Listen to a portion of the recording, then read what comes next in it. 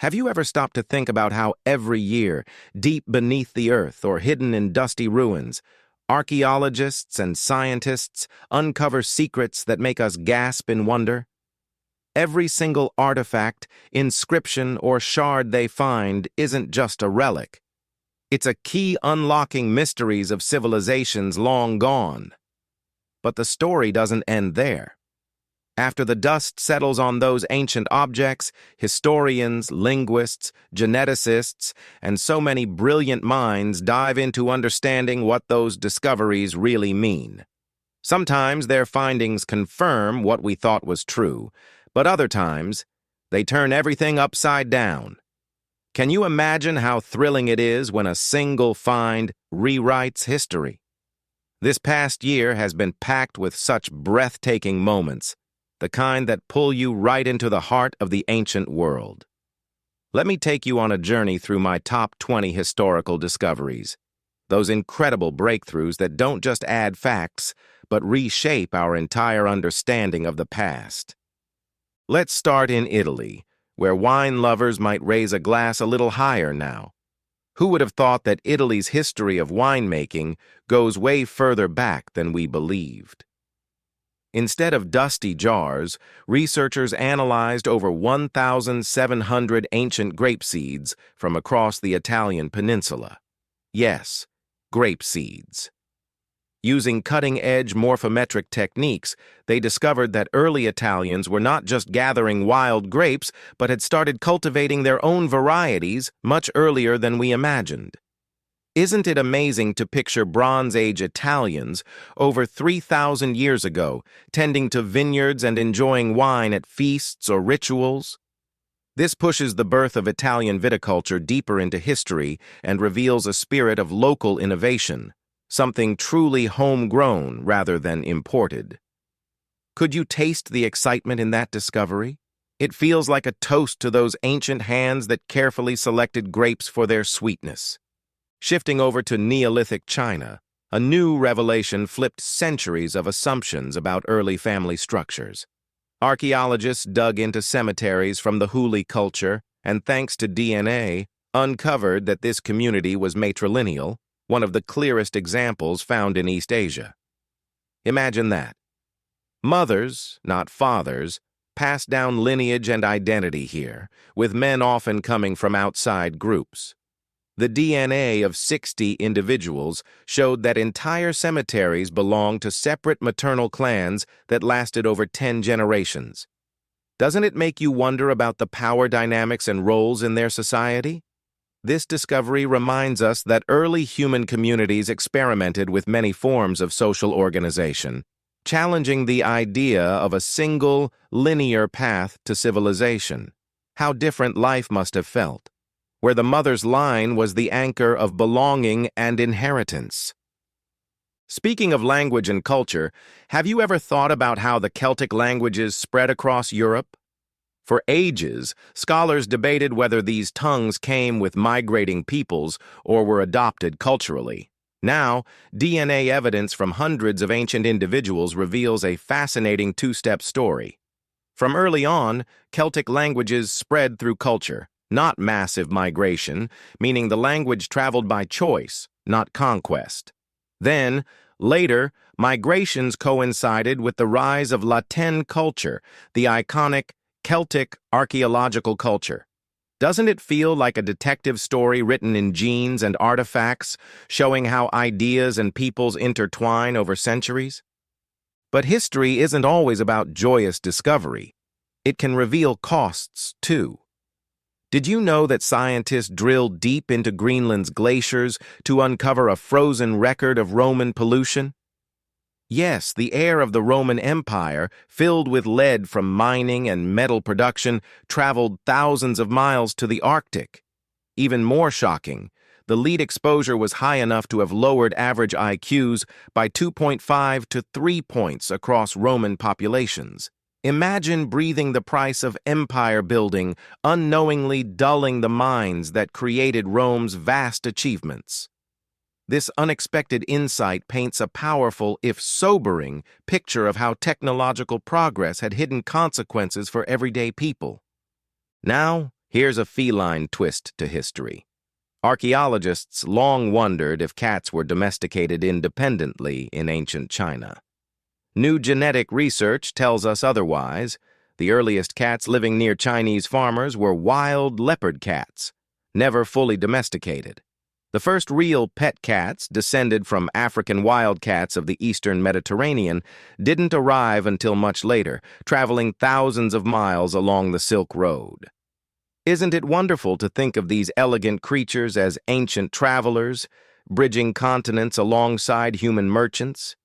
Even our beloved pets carry epic stories in their genes. And what about horses?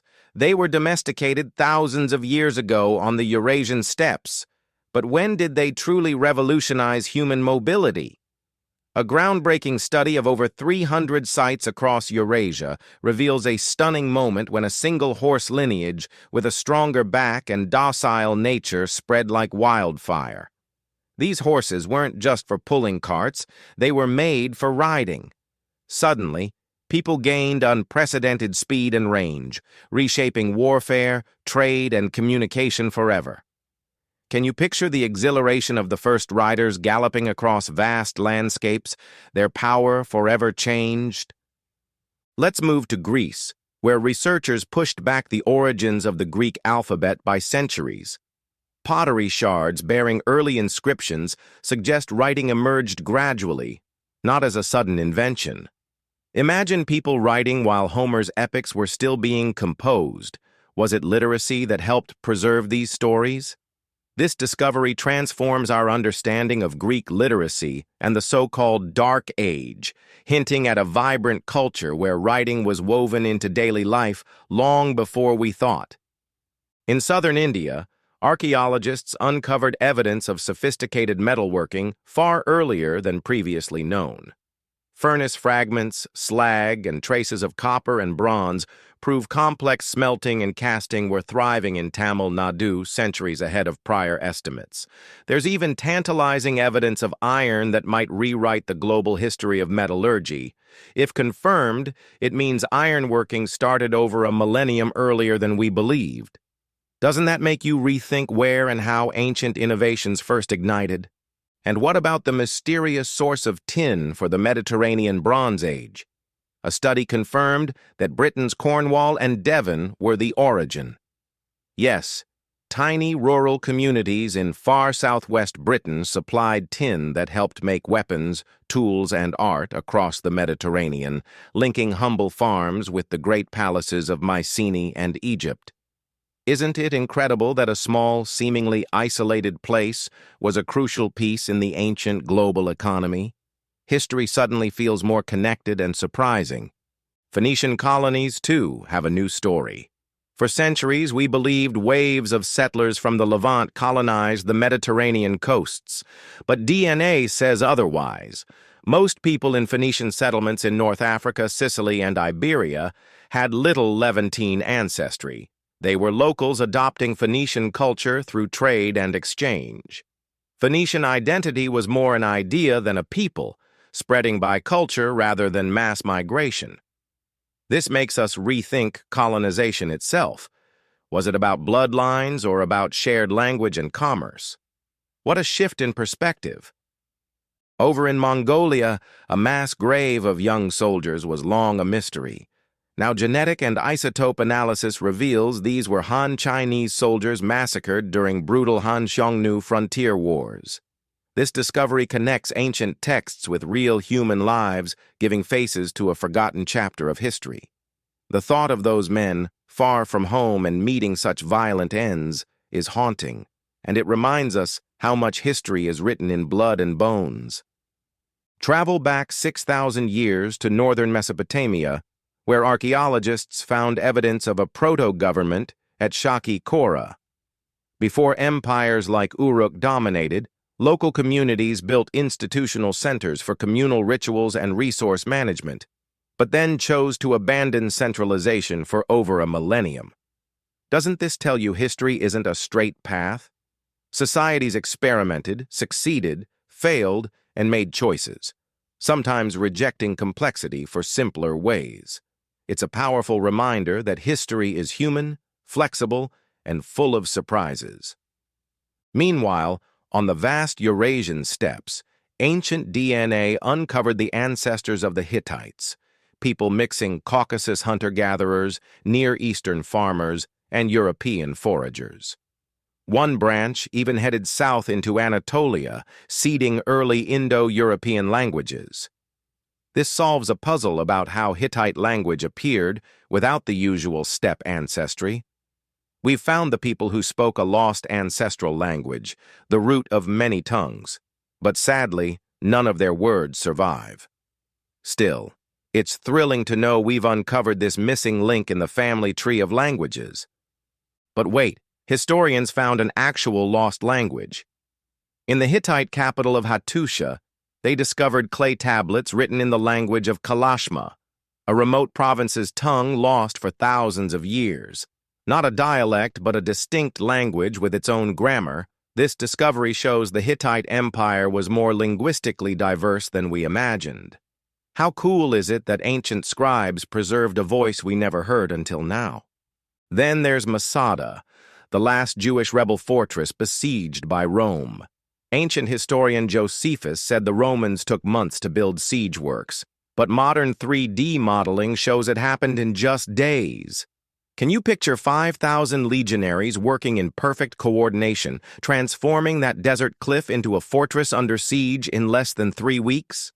This reveals the Romans' incredible engineering and military precision, a breathtaking feat of logistics and power. The Huns, feared nomads who shook late antiquity, also get a new story thanks to genetics. Rather than a massive invasion, research shows most people under Hun rule were local Europeans, with only a small Eastern elite leading them. Attila's lineage may have come from Central Asia, but the empire was a multi-ethnic patchwork held together by diplomacy and alliances. Doesn't that complicate the simple story of barbarian hordes and show the nuances of empire building? Back to writing, a team linked early Uruk seal designs with the first cuneiform script. Those everyday images of jars, cloth, and nets weren't just decoration. They inspired signs in the earliest writing. Writing grew organically from symbols people already used, blending art and meaning in the birth of literacy. Imagine how that must have changed society, words born from familiar images. Even the Dead Sea Scrolls got a new timeline. Using radiocarbon dating combined with AI analyzing handwriting styles, researchers found some texts, like Daniel and Ecclesiastes, are much older than we thought. What if biblical texts were being copied and canonized centuries earlier? That would reshape the story of religious history and scriptural development. Speaking of scrolls, one carbonized papyrus from Vesuvius's ash was virtually unrolled by X-rays and AI, revealing a lost work by Philodemus, a 1st century BCE philosopher. We're literally reading thoughts penned 2 millennia ago, trapped in volcanic charcoal. Isn't that mind-blowing? Ancient wisdom coming back to life without ever touching fragile scrolls. And lastly, in a Roman-era burial pit in Egypt, fragments of 2 lost Euripides plays surfaced. Long-lost voices from Athens's golden age. Extended passages with biting dialogue survived nearly 2 millennia. Can you hear those ancient actors? "You're rich, but don't think you understand the rest," one line says. How incredible to touch words once spoken on ancient stages after so many centuries. All these discoveries, from wine grapes to lost languages, from horses to scrolls, remind us that history is alive, constantly rewritten and rediscovered. Every find connects us closer to the people who came before, stirring emotions of awe, wonder, and sometimes sorrow. Which of these stories blew your mind? Are there others you think should be on this list? Share your thoughts, because history is a conversation, one that we all get to join. And if you love diving deep into ancient mysteries, don't forget to subscribe and share these incredible journeys. After all, history isn't just about the past, it's about understanding who we are today. Thanks for joining me on this whirlwind adventure through time. Until next time, Keep wondering.